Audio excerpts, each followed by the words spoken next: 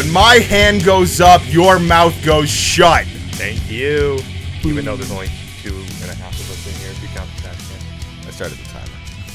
Oh, did you not started it yet? No, I did. But now I did, and it's episode 70. Woo! 70. 70. 70. It's an accomplishment. I guess. What have we really accomplished? I mean, people can finally start retiring now at 70.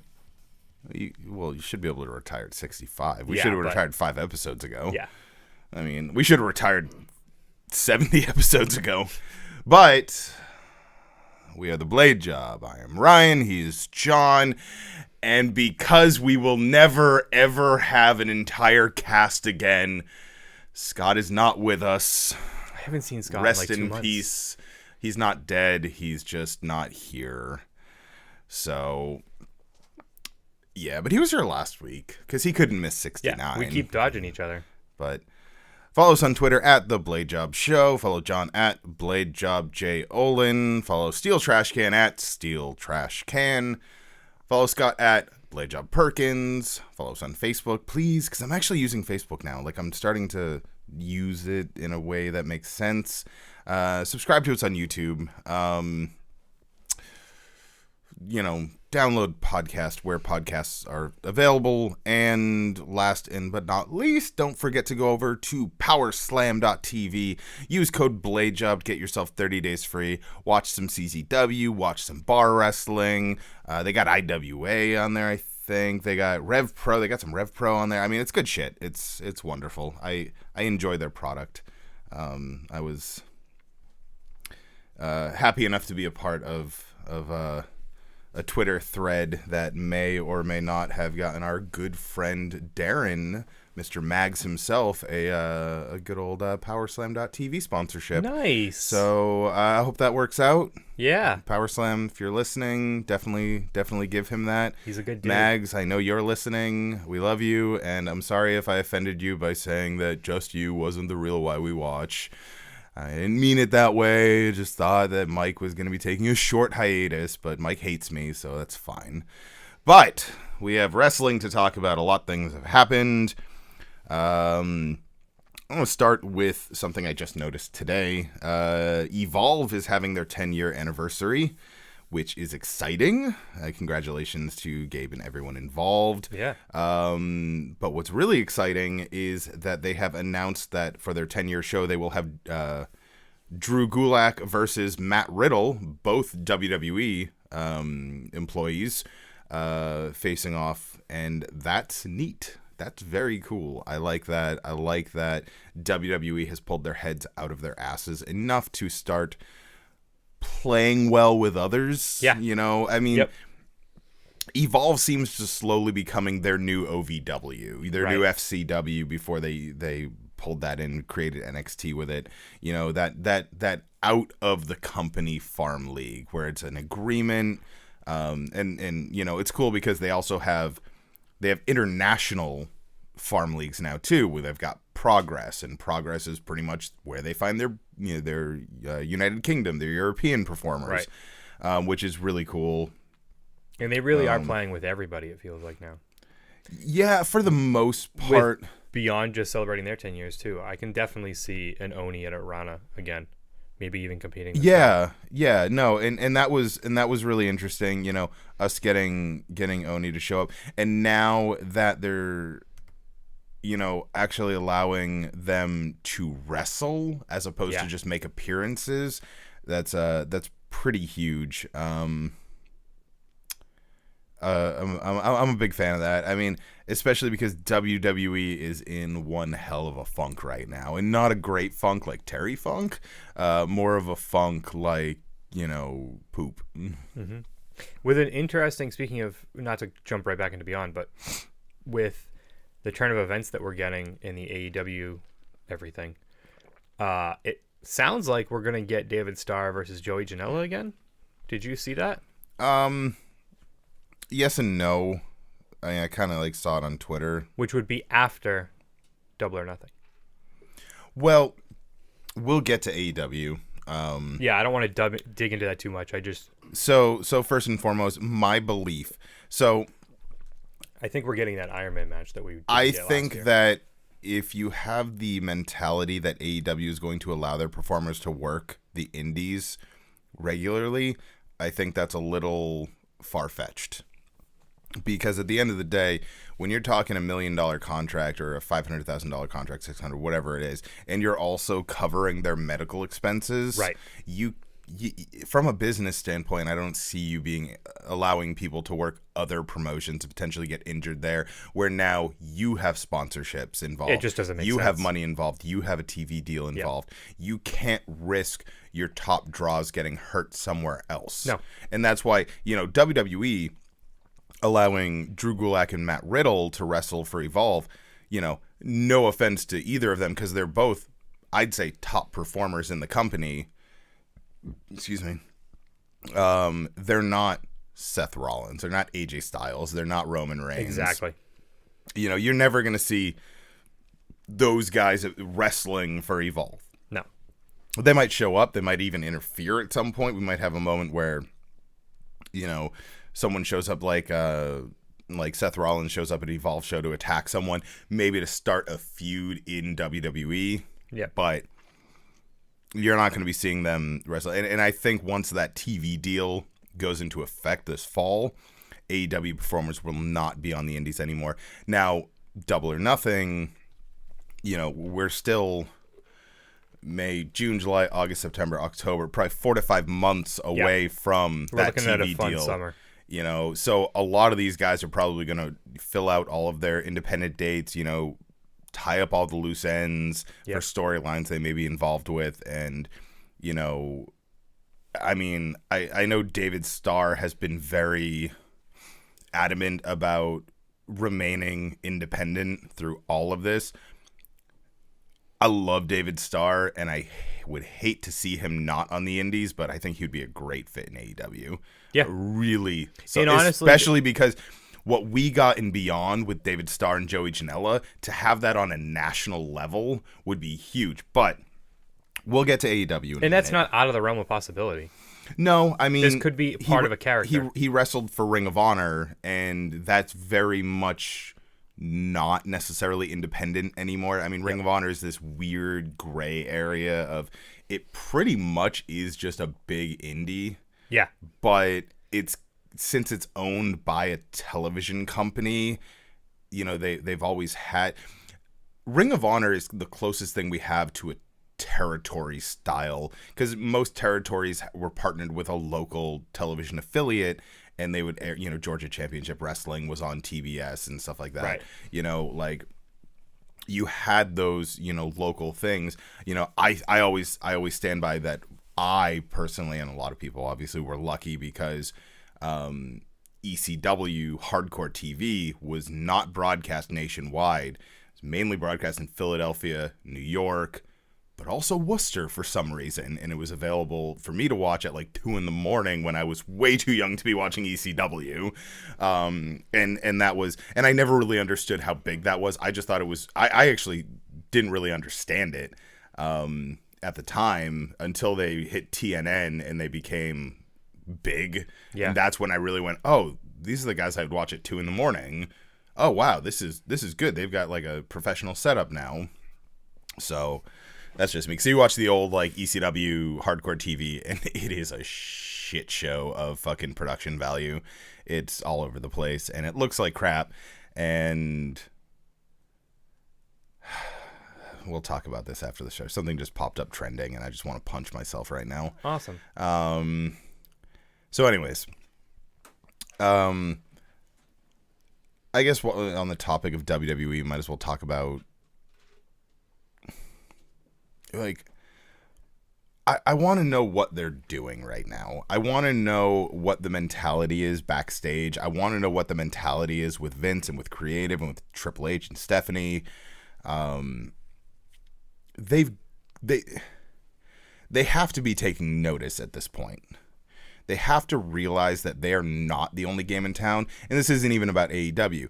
Impact has been slowly dragging themselves out of the grave. Yep. They were dead. They were dead and done, and nobody cared anymore. And it was a dead company. And they rebranded, and they pulled in some top indie talent. And they really pulled themselves out of what should have been just the end. Yeah. They aren't necessarily direct competition because they're not live. They're working within their means. Right. But I'd say they're, bigger than Ring of Honor at this point. Oh, yeah. Yeah. I don't know if they ever weren't. No, there was a time when they were running shows that were even smaller than Ring of Honor, and their talent base was just nothing. Like when when it was still TNA, and everyone was jumping ship to WCW, WWE. Yeah. Like when AJ was, AJ left to go to Japan. Right. Then Joe left. Rude left. James Storm left. Like a lot of their top names left, and they were left with pretty much Abyss, who now works for WWE. But they're kind of pulling themselves out of the grave. The independent scene is on fire.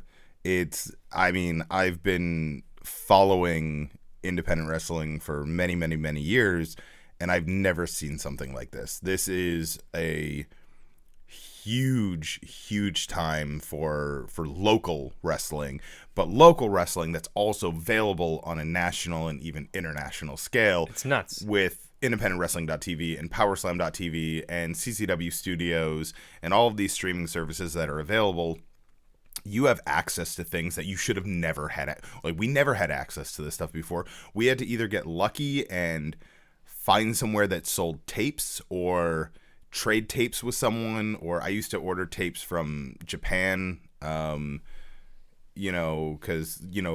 hey, VHS, no region locking. Mm-hmm. So I've got like at my dad's house in a box somewhere, I've got like old FMW VHSs. I might have a couple All Japan VHSs, and it's like, that's the only way you got to watch other organizations. And now you can go on YouTube and find full matches from hundreds, if not thousands, of professional wrestling organizations around the world.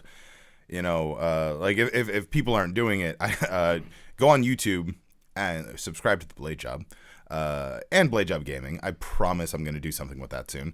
But then go find Matt Tremont's YouTube page.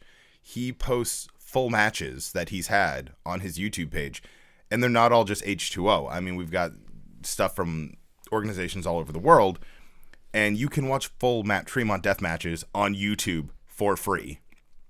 And you know what? Go support him. You talk about hard workers in independent wrestling. Matt Tremont he's not just that death match guy. Right. This guy, he's a promoter. He's got two wrestling organizations that he runs. He's got H2O and WH2O. He's still active in CCW. He's still active on the independent circuit. Not nearly as much as he was 2 years ago, but go support him, subscribe to his YouTube channel, buy some H2O DVDs or something. It's good shit, I like it.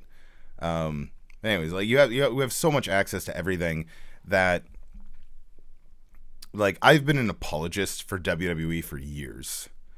I feel like I say these words so often to people where I'm just like, oh, don't worry, they're just in a funk. It gets better. It gets better. And I firmly believe that will happen again, but this is one of the worst funks I've ever seen them in. And I think the stories about Triple H being frustrated are not false. I think that he's looking at what they're doing Well, it's the reason he doesn't have hair anymore. He pulled it all out. You're looking at a week-to-week schedule, and you're going, what are we doing to keep up? What are we doing to make sure that we have a product that's different than that and that is relevant to actually maintaining an audience? And I don't think that they are doing that, and I think he knows that, and I think he's frustrated that, especially like I was mentioning off air, like the wild card rule. You don't know what you're doing, and it comes across like you don't know what you're doing. Like, you don't have all your stones set yet, and it's apparent that you're trying to figure it out on the fly. Well, I think that they're also having difficulty realizing, and I'm not saying give the people what they want, because honestly, the fans, they know what they want, but they don't know how they want. And that's the thing, because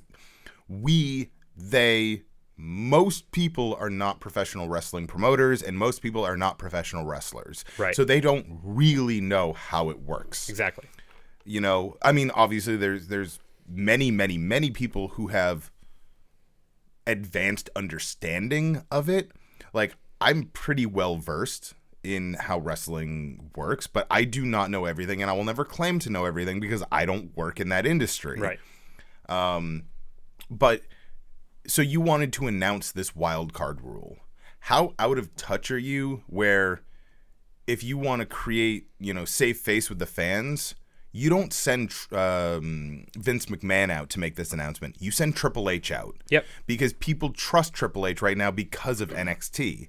They don't trust Vince at all. And not to mention, you've done this for years without ever making it a thing. With Cena or Charlotte, it was never a thing you needed to address. And then you address it, and half the roster is now going back and forth. It's ridiculous. It's a little just, it's odd. It doesn't make me feel like it's adding anything to the product. If anything, it's taking something away because, like, you go back to the original brand split, you know, back in 2004, 2003, 2002, whenever the fuck the original brand, I don't remember. 2004, I think. I know. And it was... Maybe two? It was crazy because there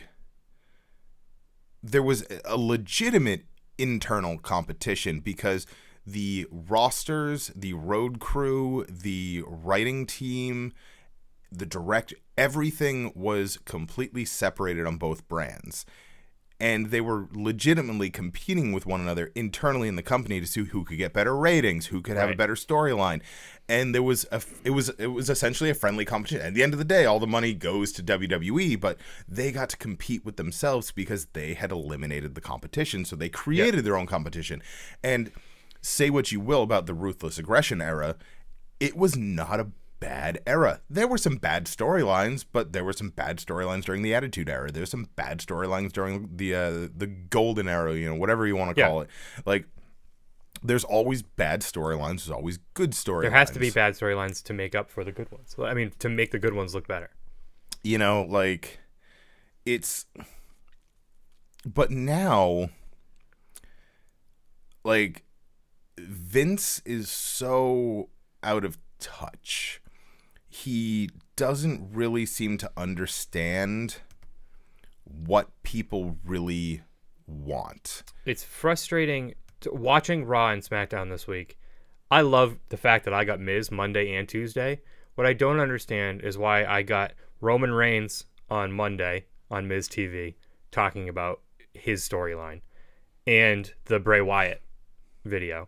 And then on Tuesday, we start SmackDown with Roman Reigns talking about his storyline and the same Bray Wyatt video. So you took a 3-hour program and you took 2 of those segments and you just copy and pasted them into a 2-hour program. Literally the next day, as if no one is watching both shows. It's almost like you think the fans are not watching both. And honestly, maybe they are realizing that because I actually had a conversation with someone yesterday who said that they genuinely just don't watch SmackDown because all of the performers they wanted to see were on Raw. But now with the wild card rule, they're finding it hard to want to watch either of them. So in fact, it seems like it had a negative effect. Yeah. And I get that. Like, for a while, all I was watching was SmackDown. I mean, for reasons that it's only 2 hours, but also because Miz was on there. And, you know, the Bar was on there. Like, the people that I wanted to watch were on that show. Yeah.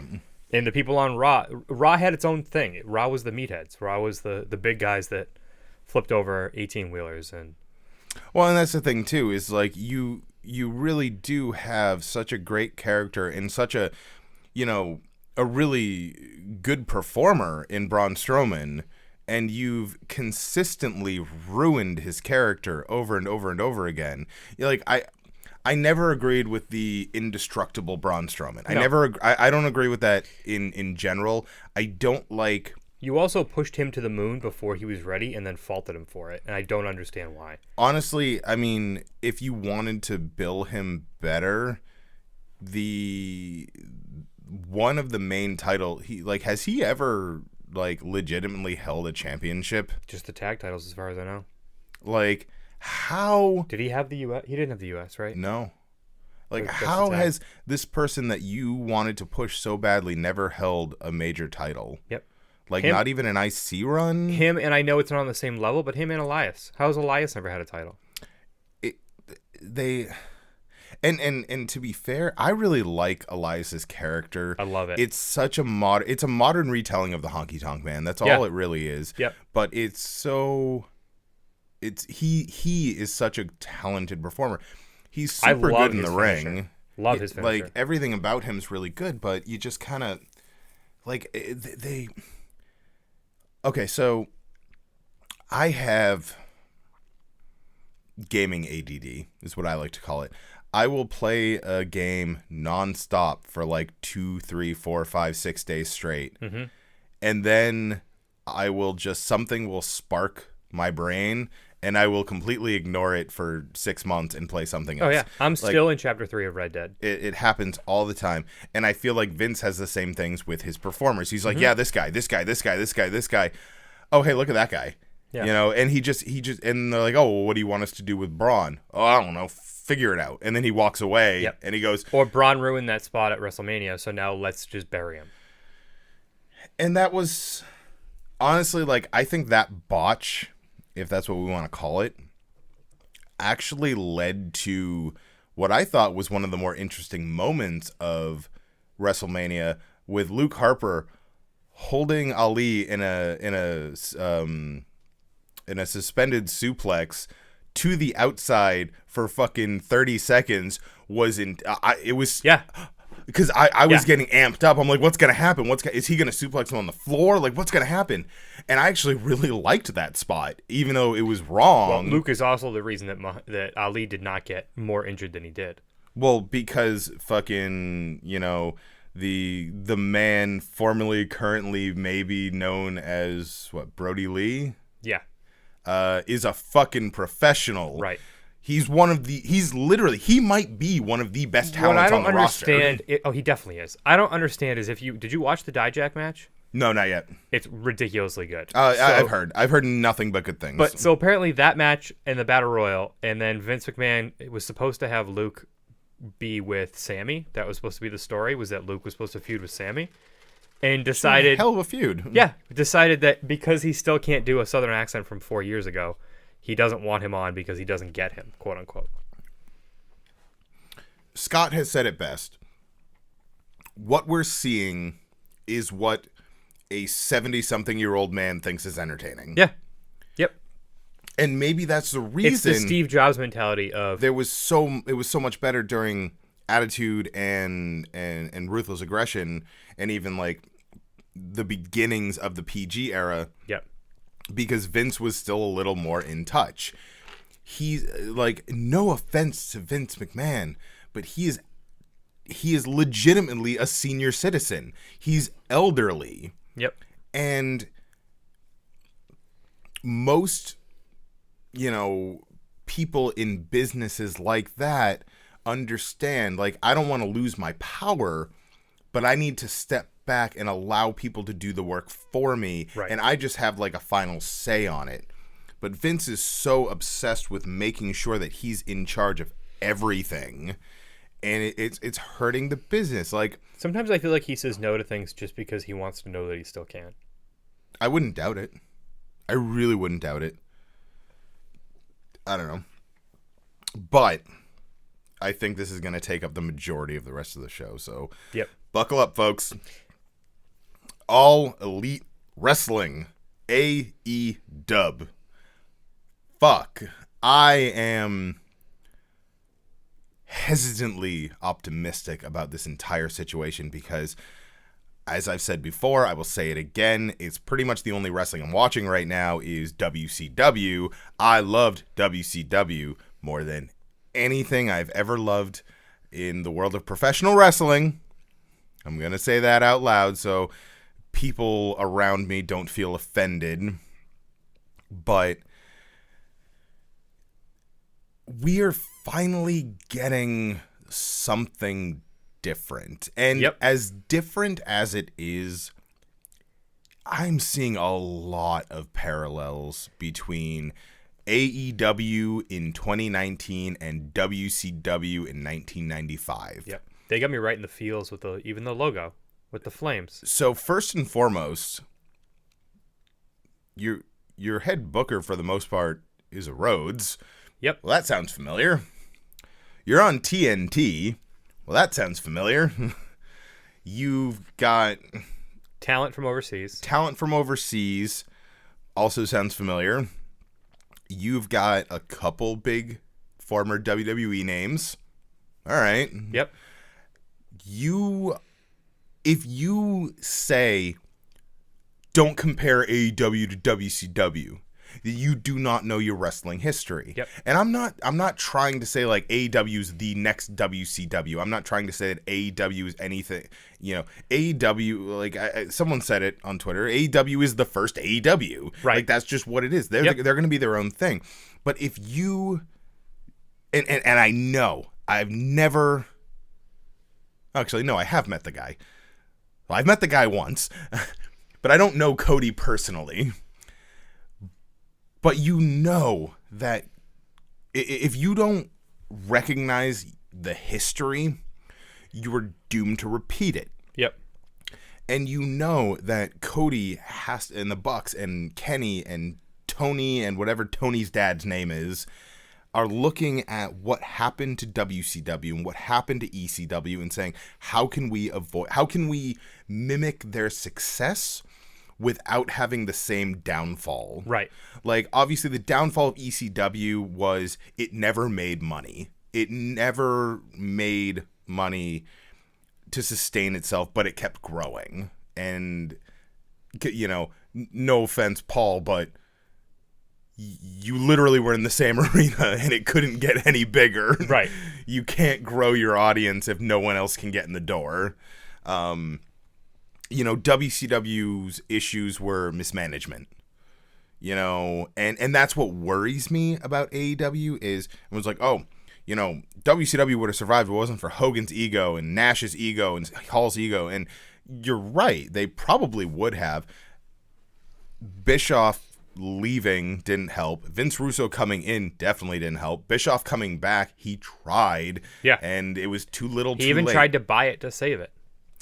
Vince had deeper pockets. Yep. And Ted Turner likes billions of dollars. Yeah. Yep. Yeah, I'm Ted Turner. Yeah, Wow. and I think what AEW is doing is taking all the things that everybody loved about WCW without taking WCW. You're taking the aspects of it that made it enjoyable to people and the things that people miss. Yeah. So, but, and this is the thing that does worry me. It was the egos of the people who had creative control. Hall, Nash, Hogan, Bischoff. These people had ego problems because most of them were also wrestlers. That's the one thing that worries me is you've got Kenny. I'm not even going to say Kenny because Kenny seems like a fucking teddy bear. Yeah. Like, I don't think Kenny has any ego to him because he's just like, hi, guys. Yeah, I'm he's Kenny probably Omega. he's also Canadian. He's probably just apologizing for everything. He's the most soft-spoken person. Like, Yeah. hi, I'm Kenny Omega. Like, he's so fucking. I just want to give him a hug. I think they surrounded themselves with enough people to keep them in check. I think Well, that's- JR, Chris Jericho. I think if they have a system of checks and balances where Yep. nobody has 100% creative control over something, because as far as I heard, is Tony Khan has veto control Yes. pretty much. But now you also have TNT. Like, you have enough people in there that have to pay attention. Yeah. You know what I mean? This isn't owned by TNT. So like everyone keeps, we have confirmation at this point based on the Casino Battle Royale that it will be an AEW World Champion. Good, because to me that was still up in the air for Yep. a while because the independents have shown that you can run a promotion without a championship. Right. So I didn't know. Are they going to go that route? Are they going to have a tag title or are they going to just defend the AAA tag titles within their promotion? I think that's how they're opening, but eventually they'll probably have their own titles. Yeah, and you got to go into it. There has to be a reason that you have people watch a pay-per-view. Yeah. Independent works because there's no pay-per-view. Yeah. So, but right off the bat, the first 3, maybe 4 world champions. I don't want to see Rhodes. I don't want to see Kenny. I don't want to see the Bucks. I don't want to see Jericho. Page is probably their best bet for their first champion. Yep. Because he's also the most, out of the elite, he's the up-and-coming star. Exactly. The Bucks are established. Cody is established. Him versus Pac is going to be one hell of a match. And I'm wondering if we're going to walk into Double or Nothing this weekend and they're going to be sitting in the ring face to face when Cody comes out with the belt and says, this match is for the AEW World Championship. I'm cool with that. It's... Oh, wow. I didn't think Pac is a former WWE guy, too. Yeah. I didn't even think about that. I mean... Adrian Neville and the Bastard are completely different characters. Yeah. But I mean, he transitioned so many different times in WWE to try to stay relevant. The King of the Cruiserweights is a great character. Oh, I loved it. A heel Neville was amazing. Yeah. And like I see a lot of people like shit on Neville's WWE. Oh, they never used him right. Once again, go back to NXT. Watch his run in NXT. Holy there's a reason that I was a Neville fan when he debuted on the main roster, because I had seen his shit. He was stuck in that NXT era of when you got called up, there was no story development. They were just putting you in as if you were already popular with the main roster. And then it wasn't making sense. Like, it made sense to you as an NXT fan because you're like, oh, this guy is worth it. But then when you're watching it, you're like, well, this is almost like putting two things together. Like, I'm watching Superman fight Spider-Man right now, but I don't understand why I'm not enjoying it. I think that was part of it, is they weren't building a story as to why it was happening. We've made Trash Can laugh with Spider-Man versus Superman. I'm glad that could happen for us. So I mean, obviously the biggest part of all of this, and the largest comparison you can draw, is that for the first time in almost 20 years, there's going to be live weekly professional wrestling on TNT. Yeah. I spent most of the 90s on Monday nights watching TNT, not USA. Likewise. But it was brilliant at the time because Nitro started at 8. And it was over at 10. Yep. Raw started at 9, and it was over at 11. Yep. So I always got to, no matter what happened, I always saw the first hour of Nitro and the last hour of Raw. Yep. And I'll admit that when WCW, I'm not going to say they shot themselves in the foot. They straight up put the gun in their mouth and fired. When they told me that Mick Foley was about to win the WWF Championship, I went, say what now? Yeah. Click. But I still was a WCW guy, and I still watched WCW, but man, like, how did you not see that they were playing right into you? How did you not see that they were like, you know what? Like, you are continually telling everybody everything. We're going to take a shot here and change it on a free show. On a pre-taped free show. Yep. From Worcester that I could have gone to, and I didn't, and I still hate myself for it. I've been watching Nitro, and I'm actually really excited. It's going to be a while, but to eventually, I've never seen the Nitro that I went to. Yeah. I've never seen it. So I'm really excited to, I think it was like 98 though. So I mean, I'm still a couple years back. Yeah. I'm about 3 months before Bash at the Beach, the formation of the NWO. And I'm trying to explain how important this is to my lady, and she's like, why is every main event Hulk Hogan and Ric Flair and Macho Man? I'm like, because it's the 90s. Yeah. Yep. Like, what do you want? They paid a ton of money to get these guys. Plus, Macho Man was the man. Out of all of them, he's the only one who seemed like he had a level head his entire career. And they did him so dirty. Like, they ruined his character in WCW. Well, I actually think WCW was his best work. Yes, but towards the end, it was like they were just using him as a beating post. When they paired Miss Elizabeth up with Flair, and Macho Man started going like off the rails and started just attacking everyone, I loved it. I thought that was Macho Man's best work. I also, it's funny to get off topic, but I play this really macabre game called "Oh, They're Dead." Oh, they're dead. Because, like, I mean, wrestlers don't always have the longest life cycle, especially back then. Yeah. And I was watching an episode of Nitro, and I think it was within 2 episodes, we had Brian Pillman, Chris Benoit, Eddie Guerrero, Macho Man, Miss Elizabeth, Woman, who apparently not everyone knows that Woman was also known as Nancy Benoit. And I'm just like, wow. Bobby the Brain is on commentary. Yeah. All of these people are dead. I was talking to my buddy yesterday, and I was like, yeah, when I saw, Nancy Benoit, I was like, oh man, I completely forgot that she was Ric Flair's manager. And he goes, what do you mean? I'm like, Woman. He goes, wait, Woman is Nancy Benoit? And I'm like, yeah. He's like, oh. And he's been watching WCW since '97. Yeah. And he had no idea. I don't think I knew that. You didn't know that? Yeah. Mm-hmm. Woman, it was Nancy Benoit. I don't know if I remember her. She was with the Four Horsemen as Flair's. I lied. I do remember her. Okay. And then she never WWE'd it, because she retired after WCW. Mm-hmm. She didn't, not after WCW closed. She retired during WCW, like 97, 98-ish. Yeah. Because she didn't marry Ben. She was married to Kevin Sullivan until like... What a weird dude.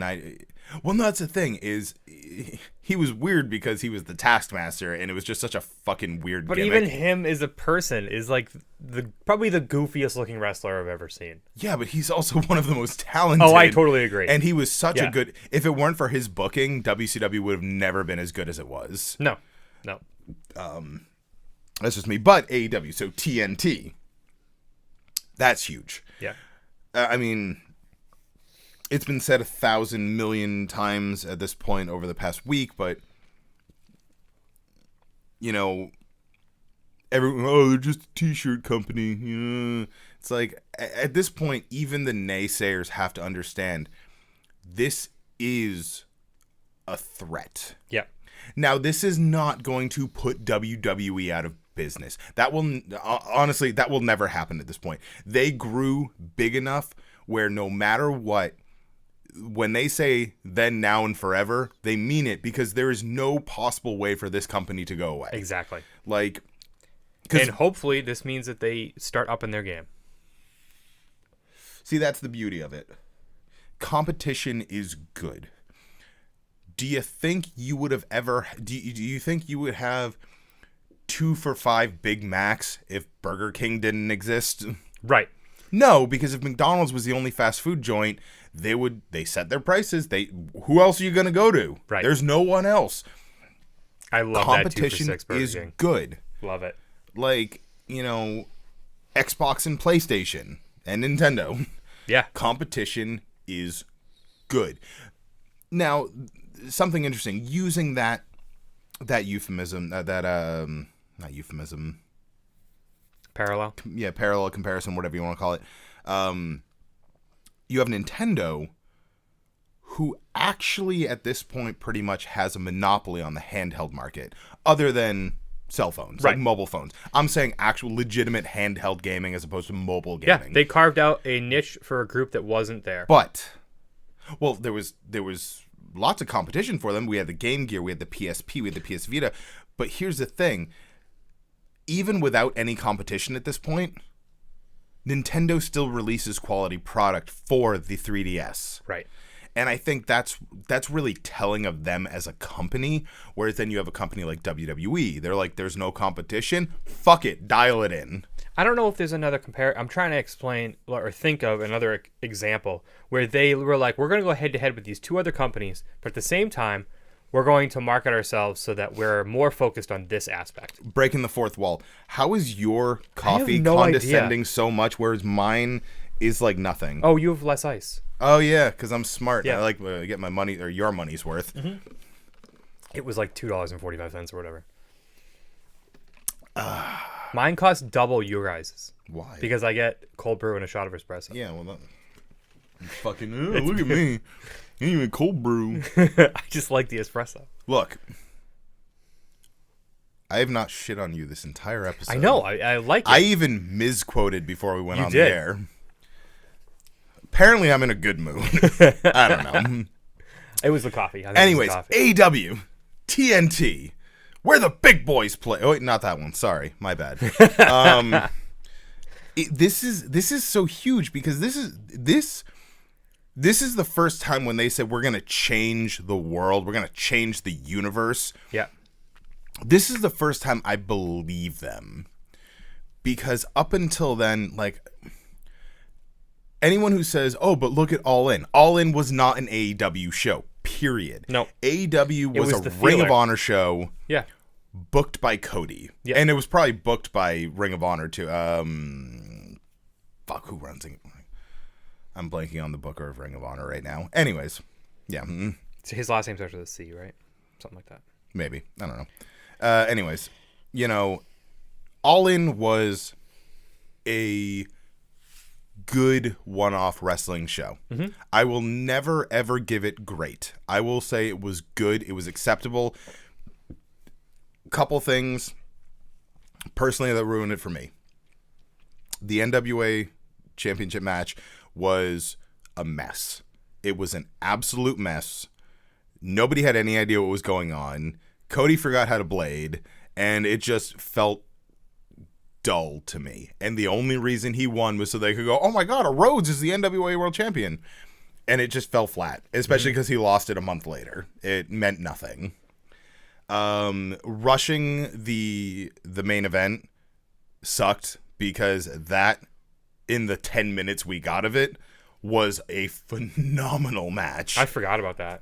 And had that been 20 minutes instead of 10 or 25 minutes or whatever, I can't imagine. That might have been match of the year. I love the story that Skrull and Okada told. I think it was 5 minutes too long. The match? Yeah. I like the story that they told. I get why it was that long, but I think it was 5 minutes too long. Of Skrull and Okada. Okay, Yes, I was like, yes. the main event? What the fuck? No, That no, was Skrull and Okada. You want a 5-minute tag team match? No, Like, what are you no, doing? no. No, I agree. It was a fine match. It was drawn out. Yeah. In terms of, I mean, I work in market research as my shoot job, but like, that's what it was. It was a marketing incentive to go, if we do something bigger than this, is it going to work? Like, And yeah, and I know, you know, I definitely get that, but from what I've heard is that Cody still had no intention of starting his own. It No. wasn't until the Khans approached him and said, "Hey, yeah. we want to get into the wrestling business. You seem to know what you're doing. What do you say?" Because, I mean, other than Cody, like, Cody comes from a wrestling dynasty. His brother is one of the most iconic WWF performers of all time. His father is literally a legend in the NWA and WCW and WWF for the most part, but Yeah. he made his name in the NWA.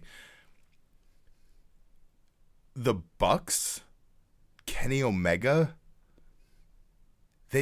especially the Bucks, like, how the fuck what kind of cosmic dick did you have to suck for this just moment of some tag team to running one of the biggest wrestling promotions in the world? I mean, technically, we can thank Finn Balor for this, right? I guess him leaving the BC was... Him leaving the BC, them joining the BC with him, them continuing the BC with everything else. If we didn't have the Bullet Club, we don't have AEW. See, no, I because they had already made a name in Ring of Honor. Yeah, but is there that faction? Is there that grouping of guys where Cody is now friends with them and traveling with them, where Kenny is now friends with them and traveling with them? Maybe not.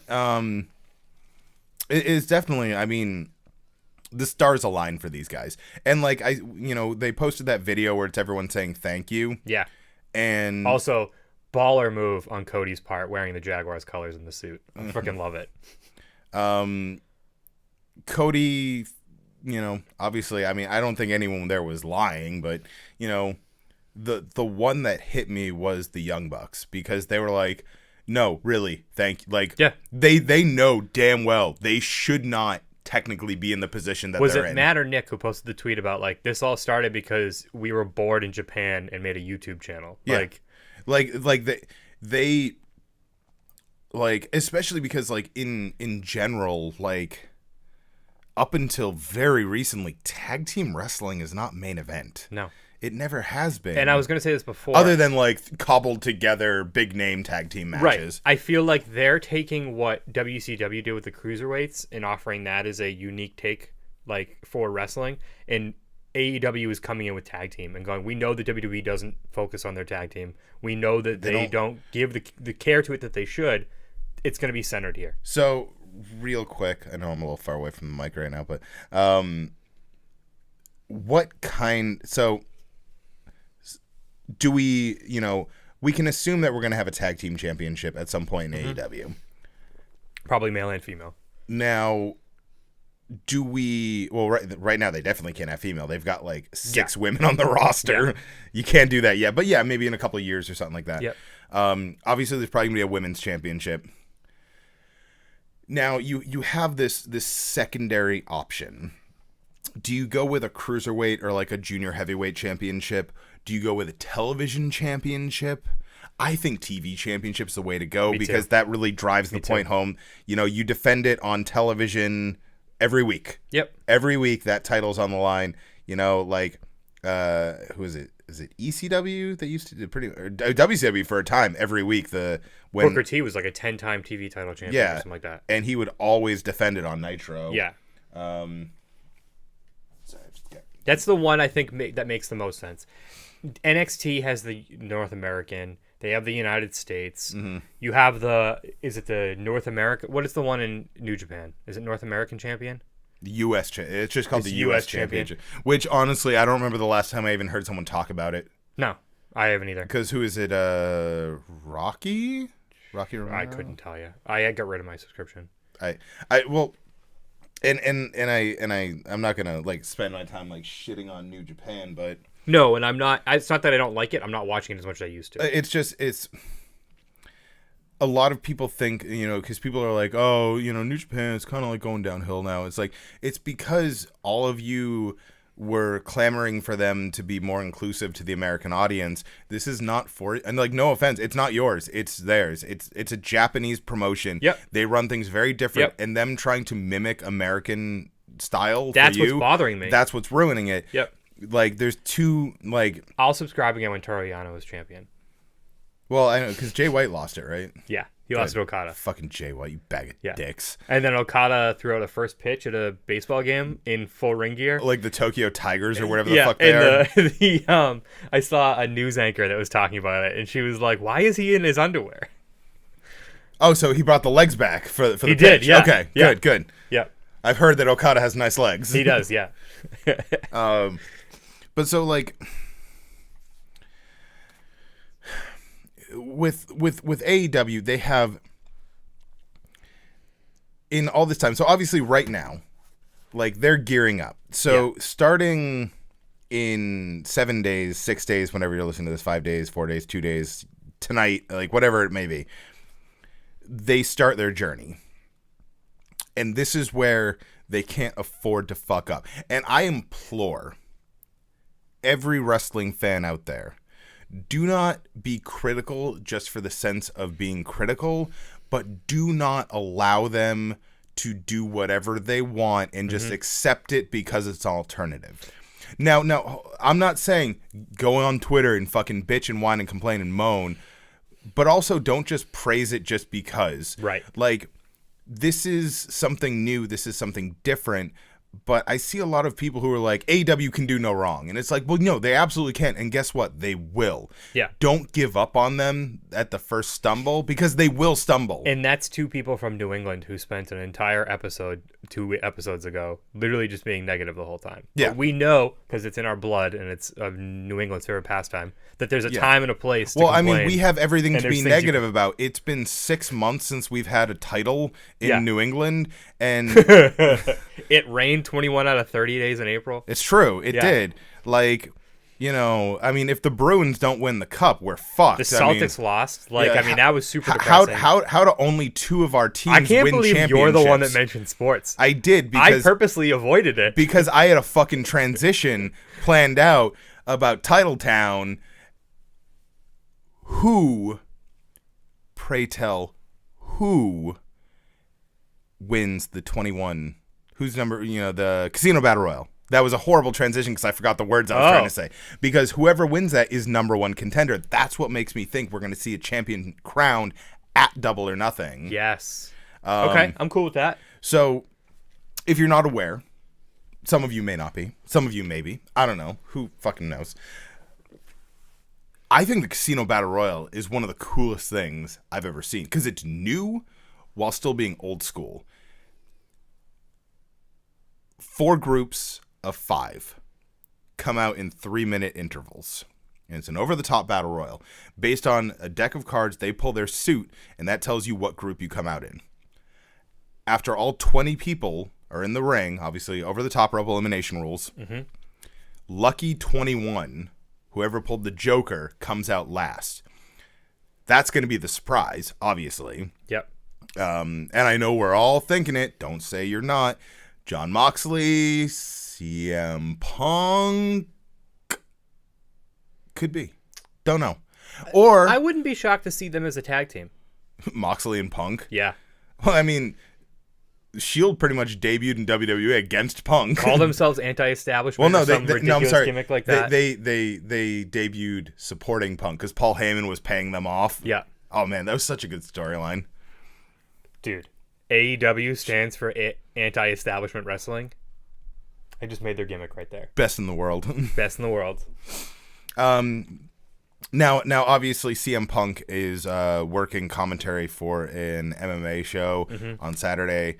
However, it's less than an hour's plane ride, and we've seen people do it before, getting to but it's also the pre-show, so I don't know how that'd work. Anyways, speaking of MMA, I'm really excited for Jack potentially going to Bellator. Yeah, whatever. MMA's faker than wrestling. I just like Jack Gallagher. I want to see him wreck somebody again. Yeah. All right. Now, is he gone? Did he get released? No, I think he's still on 205. So they're essentially just cross-promoting with MMA now? Yeah. That's fucking weird. Yep. Anyways. So, obviously, the Casino Battle Royale, you know, let's see. Yeah, do we have a list of? Are you looking up? That's what I'm looking for. Talk about something real quick.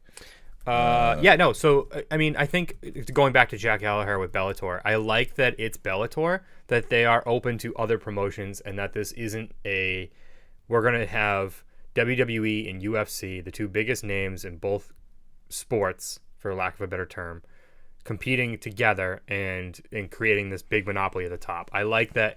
It's almost like WWE going, if we work with Bellator now, there can't be this AEW Bellator cross promotion. Yeah. So we can now focus on this, and we can let our little guys do Bellator, and Brock can go do UFC, Ronda can go do UFC. Okay, so I just, sorry. No, just you're fine. Just deal with it. Yeah. It's gonna be That's fine. It's gonna be bad in a We're second. Good. I'm just So let me see. We got 1, 2, 3, 4, 5, 6, 7, 8, 9, 10, 11, 12, 13 people announced so far. We've got Sonny Kiss. We got Brandon Cutler. AC Baby. Ace Romero. I love Ace. Glacier, because why the fuck not? He better win. Flying Brian Pillman Jr., Sunny Days, MJF, Joey Janela, Dustin Thomas, badass Billy Gunn, Jimmy Havoc, Michael Nakazawa, Jungle Boy, and TBA, which is the remaining people. Out of the people announced, Glacier.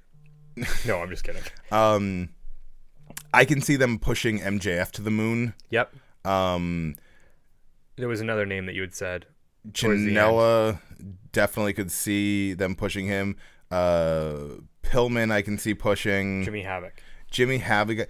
Well, and that's the other question. Is AEW going to have a hardcore division? They have the opportunity, since based on BTE and Road to Double or Nothing, it doesn't sound like they're doing a PG product. It sounds like they are going to be doing at least probably a TV-14. Yep. Now, obviously, this all comes into play, too, of what TNT wants. Now, TNT typically does more mature, I mean, they have Law and Order and all that shit. All their shows are about rape, murder, and fucking dismemberment. It's funny that they're doing that, and I saw recently that SmackDown is bumping Tim Allen's show on Fox. Like the two completely different ends of the spectrum. That hurts my brain. So maybe not even hard. Do we see death matches in AEW? Now, I'm not talking full on fucking, exploding barbed wire, broken glass. I can see death 90s matches. TV hardcore. Well, maybe not 90s. I'd say Ruthless Aggression era. Yeah. Where Foley was still around. Yep. Where they were doing thumbtacks and barbed wire and stuff like that. Give me the Japanese style tables. That was a little Botchmania joke for all y'all. I mean, I'd be interested to see it because, I mean, now, like I said, I don't like to typecast anyone because I've seen enough, quote unquote deathmatch guys come out and throw on a hell of a wrestling match. But you've got Jimmy Havoc for one. You've got Joey Janela, who I know is trying to move away from deathmatch wrestling, but he doesn't have to anymore. He was moving away because he thought he was going to get signed by WWE. That was his goal. But now he can be a deathmatch guy again. Yeah, he can do whatever the hell he wants.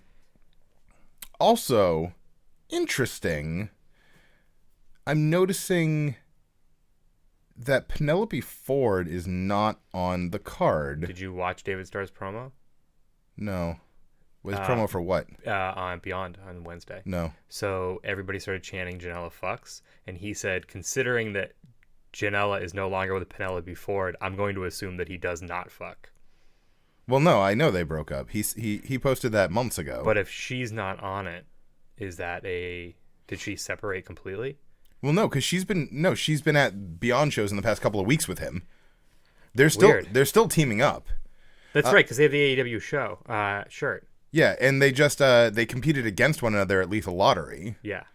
They're not, from what I understand, is it was an amicable breakup, and they still have a business partnership, and they still seem to be friends. Because I've seen them chatting after the show. Like, they're not like, okay, fine, we're done. Like, right, go stand over there. But like, I'm looking at the card, and we've got the 6-woman tag match, and then we've got the triple threat. Maybe she's in the Royale. Could be. Definitely could be. I just think that's interesting because I like all of the performers. I don't really know all of the female the Japanese woman from the 6-man or the 6-woman rather. I know Asia Kong. I'm excited to. I know see people that Emi Sakura. I think I know Hikaru Shida, but I'm not sure.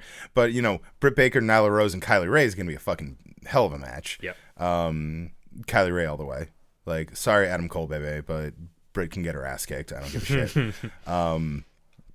It's just there's so much that can happen, and there's this is such a. It's exciting and it's nerve-wracking all at the same time. I like how wide open it is. It is. It's an open-ended book right now. It's just we could either get one of the coolest openings to a wrestling promotion, or we could get something that we look at and we go, okay, that was pretty good. I hope this changes. I like this, but I hope this changes. And I think the biggest thing for AEW is the expectations are set very, very high right now. Because WCW, when they launched Nitro, they were already an established brand. They already were on national television. Right. They just didn't have a live show. And then they got a live show, and things changed, and Lex Luger showed up, and fucking blah, blah, blah, this, that, and the other thing. Did you see the Photoshop of Moxley in the Lex Luger gear? No, but that's kind of funny. It looks like professional. Oh, it looks showing up at Nitro. Yeah, he had the long hair I and did see the that. white shirt. You know, it's so right now we've got 2 pre-show matches and then 8 main card matches. It's I'm nervous. I'm really nervous because I want it to be good so badly that I'm worried I'm going to be disappointed. I'm optimistic. I am. I'm hesitantly optimistic. You have given me no reason to think it's going to fail yet. No. If I see it and I'm like, shit, this is like abort, do whatever you have to we'll change know this. at the beginning of the show. We'll know if it's good or not if there's pyro. That's true. If there's no pyro, worst show ever. Oh, dude, I mean, there has to be pyro. There's pyro in Law & Order. There has to be pyro on AEW. And then all of a sudden, they throw us a huge swerve, and the first voices we hear are Mongo McNichol and fucking Eric Bischoff, and they go, "Welcome!" Dude, if Bischoff gets involved, I'll be so excited. That would have to be their first episode of their TV deal, to be fair. They couldn't have that. Yep. I mean, having Jim Ross is huge because he's not like Excalibur's there too, right? Yeah, it's him and Excalibur, and I swear to Aisha, if they put a fucking mic in front of fucking Conrad, I'm going to turn off the goddamn TV. I don't like Conrad. It's nothing against him as a person. I don't either. I'm sure he's a nice dude. Yeah, I just don't find him entertaining. I don't like his voice. I don't like how all he talks about is Dave Meltzer. You have a podcast. You have, 3 or 4 podcasts? They're all 2.5 hours long, and all you talk about is Dave Meltzer and his stars ratings. Well, what did you think about Dave doing this? Oh, Dave did this. Oh, I'm sorry. Dave did there. I can't even do a fucking Conrad impersonation. I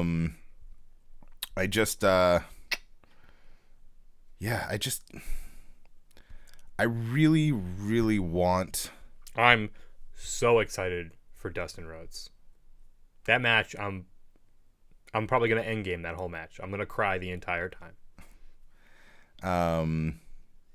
Yeah. So we've got JR and Excalibur on commentary, and Do we have ring announcers yet? Yeah, Justin Roberts. Oh, that's right. Yeah. Dude, I love it. And they've got Jerry Lynn working backstage. This is like if you could combine, like in the sports video games, how like you can turn trades off and you can just make trades for whatever. This would be like if you had a multi-promotional wrestling video game and you could just take from different things that you wanted. Cody also hinted a couple months ago that maybe an AEW video game isn't out of the question. And I mean, obviously, if it does well, if you think there won't be an AEW video game, you're an idiot. Well, did you hear the new thing with 2K? Yeah, they've created an additional internal to create a competitive or competing WWE game. Correct. Everyone seemed to think that they were making a competitors game. No, they're just making probably a WWE All Stars or Legends of WrestleMania or something like that. That style game, which I'm all for because 2K is fine for the most part, but it's boring. I hate. You know what they're gonna do. I hate sports game mentality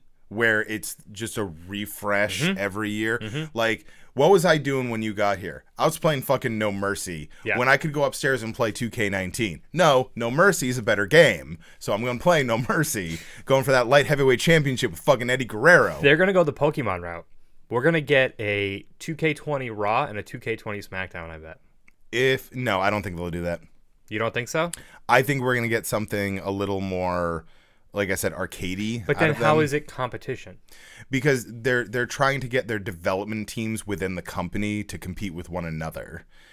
They're trying to get them to, so say they release WWE, I don't know, I'm trying to WWE Slamtown, I don't know. And it's more akin to the old Aki wrestling games like No Mercy, like WrestleMania 2000. And people are like, oh, fuck yeah, this game's better. Now the 2K team has to one-up them and do something even better. Yeah. This, that, and the other thing. Stop releasing yearly games. The yearly release cycle sucks. Nobody likes it with the sports games. Nobody likes it with WWE games. Nobody likes it with fucking Call of Duty. I do every other now because it's ridiculous. I can't not. No, I'm an idiot, and I just go, money, and I throw it at them. With WWE, I do. With the sports ones, I do every other. I haven't bought a sports game in years. I usually just buy NBA. NHL 16, maybe is the last one I get. Anyways, usually we are NBA way off topic. Yeah. Ladies and gentlemen, the next time we speak will either be directly before or directly after AEW's Double or Nothing. Enjoy your week. Enjoy your wrestling. Do something. I don't know. Penelope Ford's still on the roster. I just looked it up. So. Nice. I don't know. So, this is bullshit. Brandy Rhodes as the chief brand officer. No, she's the chief brandy officer. Brandy officer. Fuck you. Awesome! Every Wednesday on the Wrestling Perspective Network, RJ and Michael Berry Sr. come to play on the Revisionist Booking. They rebook a wrestling pay-per-view from the past and try to make their cards awesome. Follow them on Twitter at Revisionist Book, at Michael Berry Sr., and go over to iTunes, Stitcher, and blogtalkradio.com/Wrestling Perspective Network and subscribe.